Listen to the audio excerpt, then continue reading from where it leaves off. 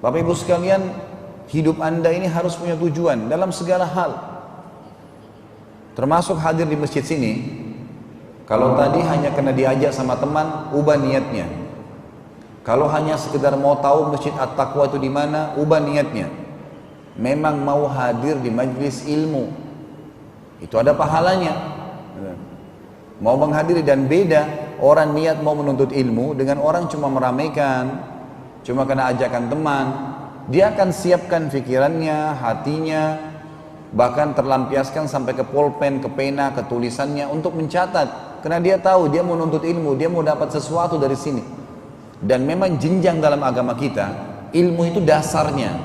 Setelah ilmu ada, akan muncul tangga yang pertama setelah ilmu adalah iman. Iman tidak mungkin muncul tanpa ilmu, mustahil. Kalau Bapak Ibu nggak pernah hadir majelis ilmu terus tiba-tiba mau merasa imannya kuat, itu nggak mungkin. Ilmu yang menjadi asas itu. Setelah imannya muncul, maka akan muncul rajinnya mengerjakan amal soleh. Ada amal soleh di atasnya. Tidak ada orang yang tiba-tiba rajin amal soleh tanpa iman. Tidak ada orang yang beriman tanpa ilmu. Itu asasnya. Makanya kita hadir pun di sini diniatkan yang benar. Ada tujuannya untuk ilmu. Bapak Ibu lagi keluar, jangan keluar rumah tanpa tujuan. Percuma, habisin bensin, habisin waktu. Tujuannya kemana nih?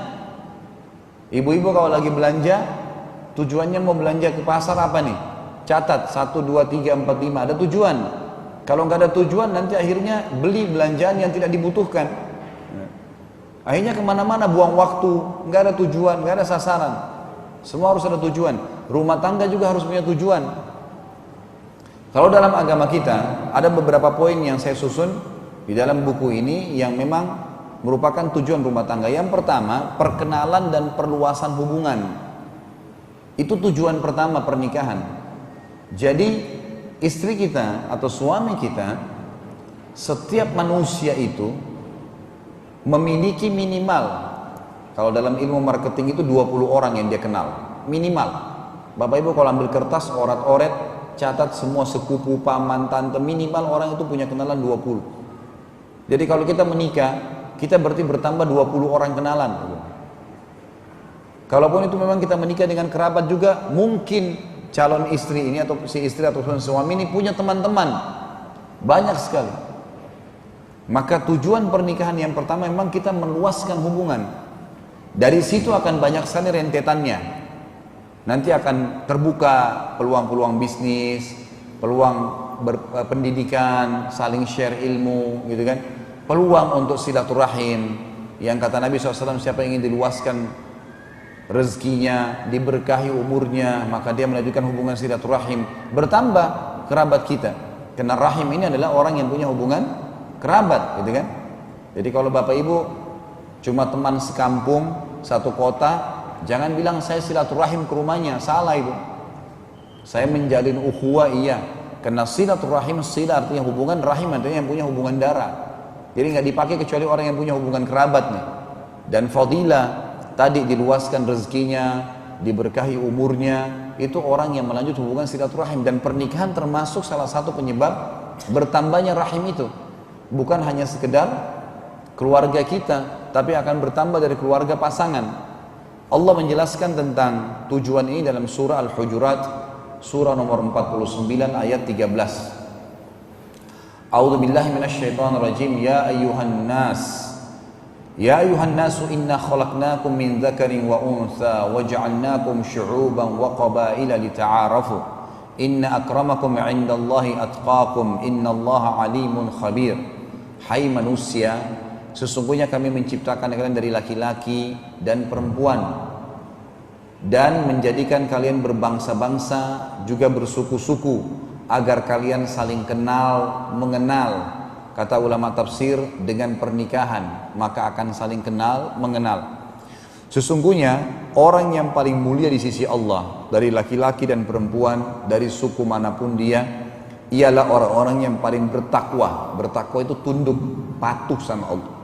Itu definisi sederhananya.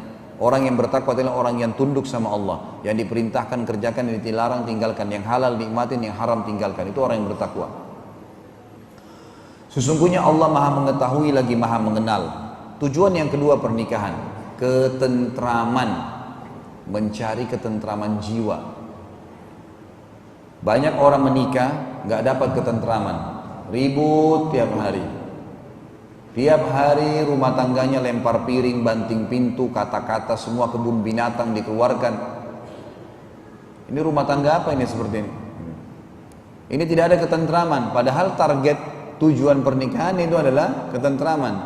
Bagaimana kata kuncinya supaya punya ketentraman? Harus cari pasangan yang memang bisa membawa ketentraman. Jangan buat PR Bapak Ibu sekalian. Seperti begini contohnya.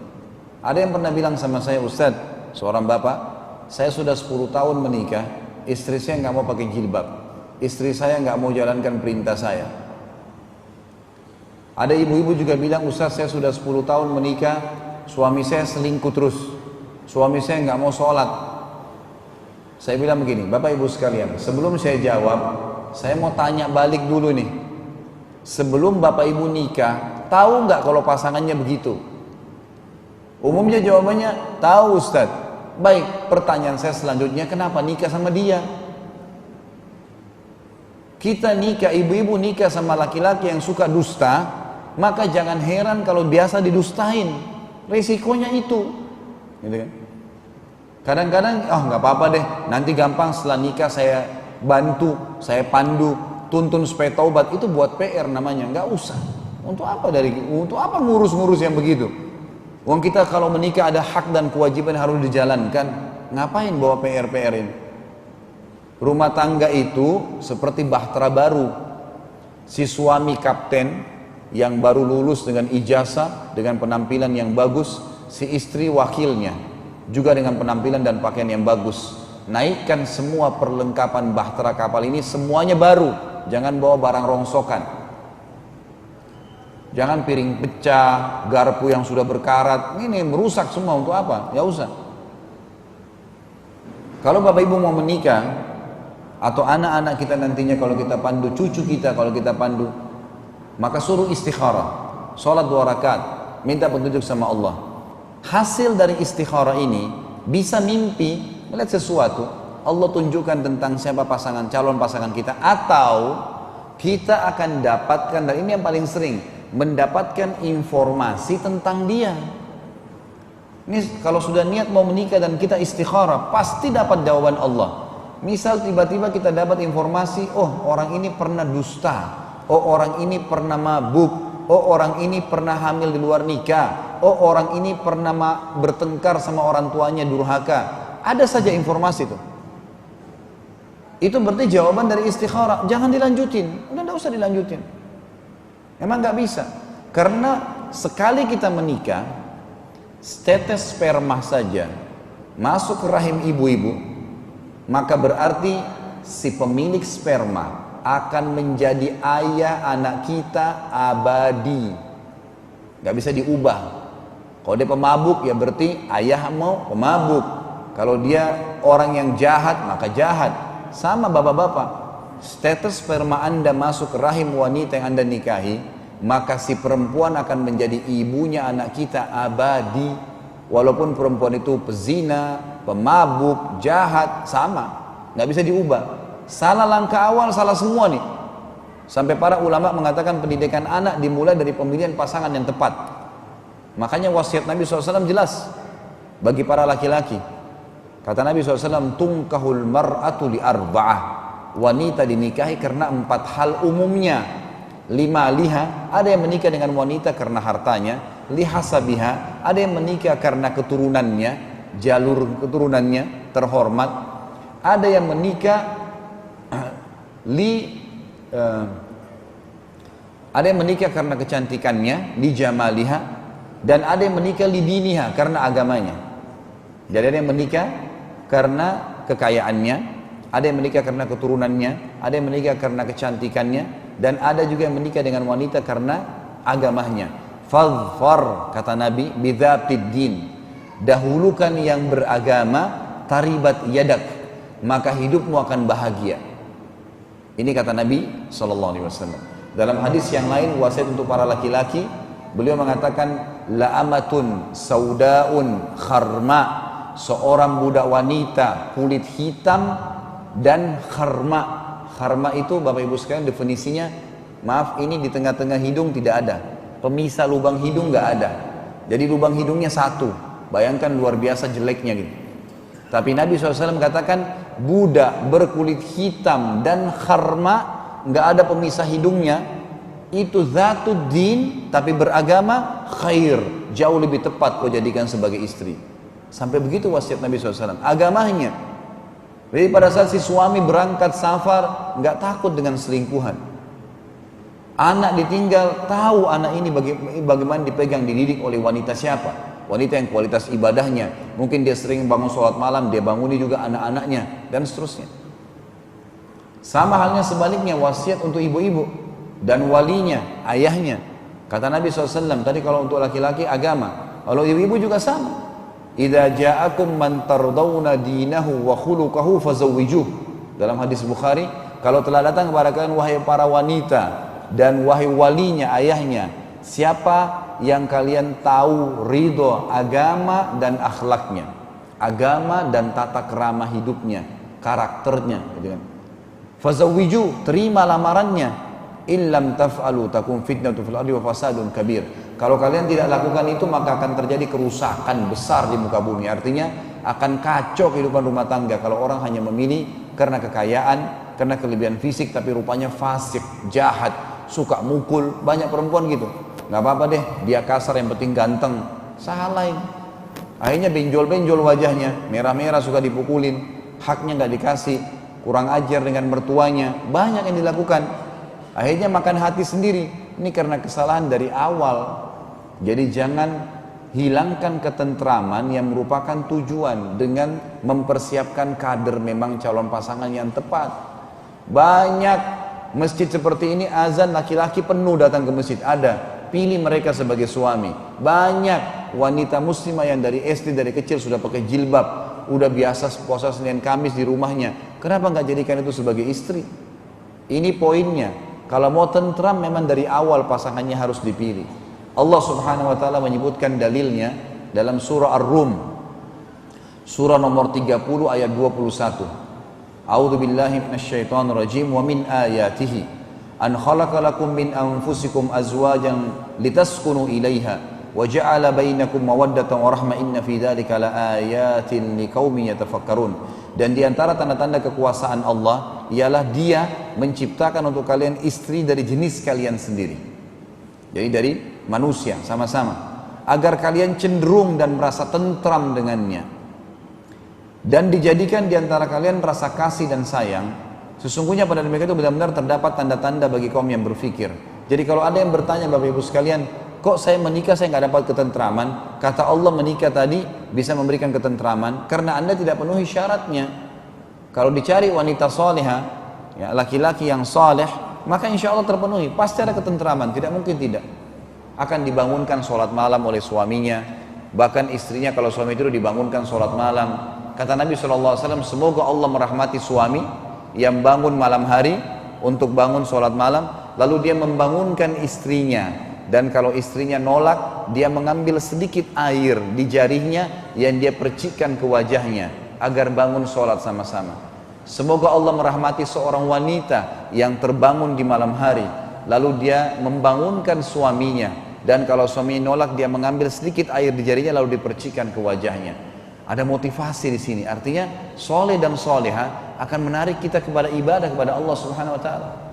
Ada pernah ibu-ibu ngeluh sama saya, dia muslimah, baik, masya Allah hadir di pengajian, suaminya mustahil hadir di pengajian, nggak pernah mau hadir pengajian, dan dia tidak pernah mau ke tempat-tempat maksiat, tapi sudah jadi suaminya. Tiap malam diajak ke karaoke, tiap malam diajak ke diskotik, dia nolak, dipukul, nolak, diancam cerai. Bagaimana saya harus lakukan, Ustaz? Ini kesian kadang-kadang Ustaz, Bapak Ibu sekalian ya. Ustaz ini sering diposisikan pesawat itu sudah patah sayapnya dua-dua, Ustaz selamatin. Enggak dari awal masalahnya. Kira-kira apa yang mau dijawab kalau sudah seperti ini keadaannya? Cuma dua jawaban, pertahankan sambil dakwai atau cerai dan berharap Allah berikan ganti yang lebih baik. Cuma itu jawaban dakwah. Enggak mungkin ada yang lain, gitu kan? Mau bersabar silahkan, boleh saja, tapi ya dalam konsekuensi yang sudah ada. Apa boleh buat? Tidak mungkin tidak. Maka harus diperhatikan ketentraman, harus dicari di sini. Yang ketiga, tujuan pernikahan keturunan. Cari pasangan yang subur, punya keturunan. Dan ini bisa dilihat dari jalur orang tuanya, keluarganya, kelihatan. Kalau mayoritasnya maaf mandul, maka ini sebaiknya jangan. Kalau Anda tanya lebih jauh bagaimana dengan orang yang mandul kalau begitu, ya itu urusan lain, itu kita tidak bahas sekarang. Karena dari mayoritas manusia umumnya mereka subur. Ada 1-2 orang yang mungkin, ya maksudnya sekian, ya ada sekian persen yang mungkin mandul, tapi umumnya tidak. Manusia memang berkembang biak dari situ, Allah kasih begitu. Kalau ada ibu-ibu yang menikah dengan seorang laki-laki melamar, lalu kemudian dia bilang, saya mau nikah sama kamu tapi syarat saya nggak mau punya anak ya, tolak langsung lamarannya. Nggak bisa, bagaimana caranya? Sperma ditetesin di rahim, kemudian tidak hamil. Walaupun mau dihadang berapa kali, tetap nggak bisa. Biar orang menggunakan alat apapun, kalau Allah mau dia hamil, bisa hamil, gitu kan? Terus kalau hamil, suaminya nggak mau terima, suruh gugurin, dosa. Gimana caranya? Itu target, tujuan, nggak bisa. Punya keturunan. Makanya tidak boleh juga salah memilih pasangan. Allah menyebutkan tentang tujuan ini dalam surah An-Nahl urutan 16 ayat 72. A'udzubillahi minasyaitonirrajim. Wallahu ja'ala lakum min anfusikum azwajan wa ja'ala lakum min azwajikum banina wa hafadha wa razaqakum minat thayyibati afabil batili yu'minuna bi ni'matillahi hum yakfurun. Allah menjadikan bagi kalian istri dari jenis kalian sendiri dan menjadikan bagi kalian dari istri kalian itu anak-anak dan cucu-cucu dan memberikan kalian rezeki yang baik. Artinya setiap anak cucu itu akan ada rezekinya masing-masing. Maka mengapa mereka beriman pada yang batil? Kenapa mereka masih mau mengikuti selain peraturan-peraturan Allah dalam rumah tangga itu dan mengingkari nikmatnya Allah? Allah berikan cara untuk bisa mengatur dan melampiaskan kebutuhan kita. Kemudian yang keempat adalah ketaatan kepada Allah dan Rasulnya. Tentu kali poin ketiga itu ada beberapa dalil, tapi saya tidak bisa bacakan semua. Kalau Bapak Ibu mau perlengkap, yang ketiga tadi keturunan, ada juga surah Fatir, surah nomor 35 ayat 11. Itu juga bicara masalah tujuan pernikahan adanya keturunan dan anak-anak dan cucu maksud saya. Kemudian surah Asy-Syura, surah nomor 42 ayat 11. Ini juga bicara masalah anak keturunan tadi. Tujuan yang keempat adalah ketaatan kepada Allah dan Rasulnya. Menikah karena ibadah, karena perintah Allah dan Rasulnya, bukan hanya sekedar suka, gitu ya. Banyak orang karena terkurung dengan masalah kalimat suka ini, gitu ya, akhirnya memaksakan diri melampaui batas. Walaupun orang itu jahat, walaupun orang itu buruk, tapi karena sudah suka melangkah, ini salah. Tidak bisa itu, harus dihilangkan. Kalau kita mau memunculkan cinta dan sayang kita yang sebenarnya, munculkan karena pengabdian, karena akhlak, karena agama. Dengan interaksi bisa muncul kok rasa suka itu, bisa muncul. Jadi yang muncul malah sebelum menikah itu hanya sekedar muncul begitu saja. Itu bisa hilang dengan perilaku-perilaku yang tidak baik. Tapi kalau kita cari orang yang soleh dan soleha, kemudian setelah menikah ada pengabdian, ada interaksi, ada pengorbanan, maka akan muncul cinta yang sebenarnya, itu cinta yang hakiki, itu yang murni sebenarnya. Kata Nabi SAW, nikah adalah bagian dari sunnahku. Barang siapa yang menolak sunnahku bukan dari golonganku, suruh menikah. Juga kata Nabi SAW di dalam hadis yang lain, wahai sekalian anak muda, barang siapa dari kalian yang sudah mampu di sini bukan mampu finansial, mampu menjadi istri atau mampu menjadi suami, sudah mampu memimpin, sudah mampu untuk mendampingi, maka sebaiknya ia menikah, karena nikah akan lebih menjaga kesucian pandangan matanya dan kehormatan kemaluannya. Yang tidak mampu, belum punya kemampuan, khawatir nggak bisa mimpin kalau laki-laki, khawatir belum bisa mendampingi kalau perempuan, belum siap hamil punya anak, maka dia semestinya berpuasa, karena puasa itu akan menjadi tameng dari syahwat dia.